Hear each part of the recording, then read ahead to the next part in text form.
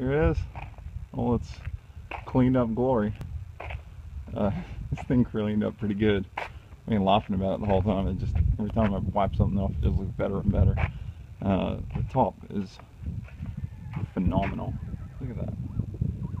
It's just super nice. Everything's good on it. Did notice this under the gunk here and a bit here, and a little up along there. Yeah, if that's the only rust under that top, I'd be more than ecstatic. But all things considered, that's still pretty amazing. Yeah, it looks good. Definitely needs a buff and everything else, obviously. It looks kind of weird because I've got those big 60 profile 275s on the front, just for earlier talking about they wouldn't clear the brakes. But yeah, it's a freaking cool car. $100, just can't believe it. Started cleaning up the interior. I haven't vacuumed it yet, but gave the door panels a wipe down, and yeah, everything looks good. A little bit of wear, but nothing's busted or anything. The seats are awesome. Can't get in the glove box, so if anyone has a good idea on how to get in there without ruining it, it feels like I have the key, but because I've got all the keys on the key ring, I don't need to see why I wouldn't, but it just doesn't feel like it won't turn the whole way, so giving that a rest for now. But yeah, it's pretty nice in here. I can't believe that dash isn't cracked. Like I said, the radio works, everything works, but I might be wrong. Still got all the grandma spec stuff, the mandatory Texas wheel not burn your hands cover, and 2 sets of beaded seat covers, of course. They add at least 20 horsepower. The interesting thing, I didn't clean it all out yet because I wanted to show you guys, is how much blood is in the back of this car. Now there's a lot more. I cleaned this seat and I cleaned the seat back, but there was a large amount of blood in the back seat and up along there, which I thought was pretty funny. And who knows? I haven't cleaned these panels yet, the inside ones, so they're untouched yet. But yeah, look, seat backs, everything's super nice, and yeah, there's not a thing wrong with this thing. This is pretty cool. Ashtray, another spec in it. I don't think that was ever used, if that'll focus. That's totally awesome. This one made me question the back seat again. There's some prep packets from I guess they're sterile swabs. I'm not sure why they're in here. And a brand new cigarette lighter, unused. But there's one here anyway, which looks like it has been used a little. I don't know if this is focusing. But yeah, this thing's like a time capsule. It literally was parked and stopped. I haven't looked under the seats yet to do any of that. But it's a pretty freaking awesome car. Everything's tight, mountings are nice, doors closed. This is just so cool. My first experience with the 2-barrel economizer, as Chrysler called it, and it was far from pleasant. And I'm not going to discount it just because it's not a Holly and I don't know what it does or how it works. But the thing, it just fucking sucks. It almost feels like there's a vacuum leak. I did find one of the lines at the back that was off on this barb, and I plugged it.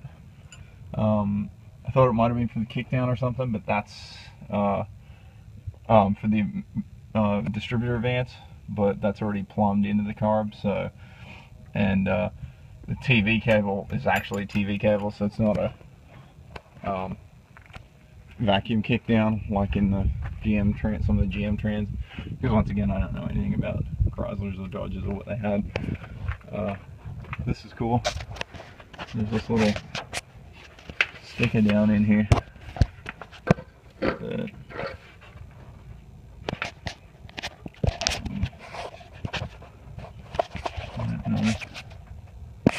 can read it. Anyway, it's got a bunch of Chrysler stuff on it. It says 71 Chrysler Newport rail V8, carburetor number, there's a part number. It says it's a 360, which I already know.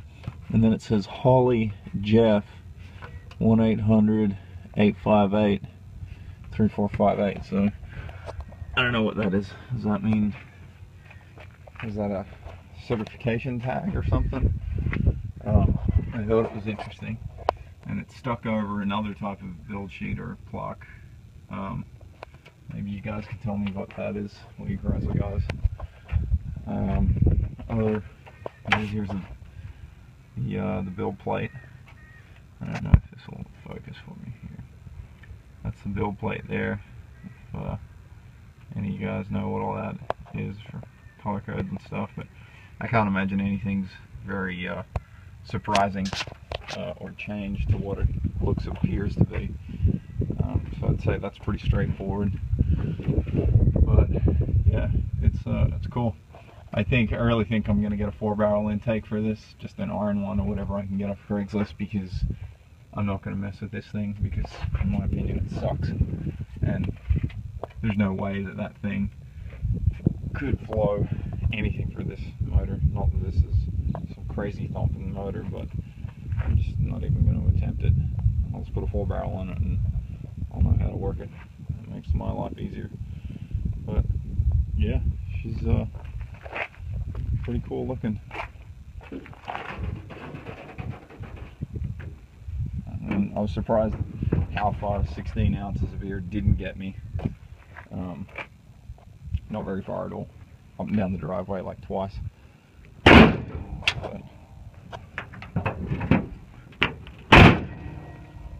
yeah, there it is.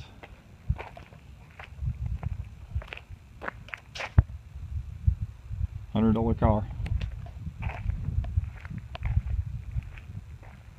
I'm not going to include how much money it cost me to transport it and storage and everything else. And I just realized that I did such a shit wash job, I didn't even clean the mud off the bottom.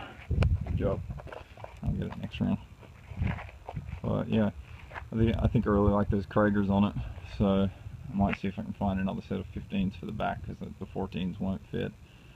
And put some smaller tires on the front ones.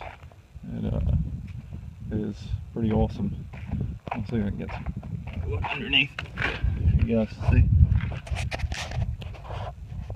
It's pretty dry and clean. I have no questions about any weird rust or stuff that's gonna pop up, because it's definitely in good shape. It is.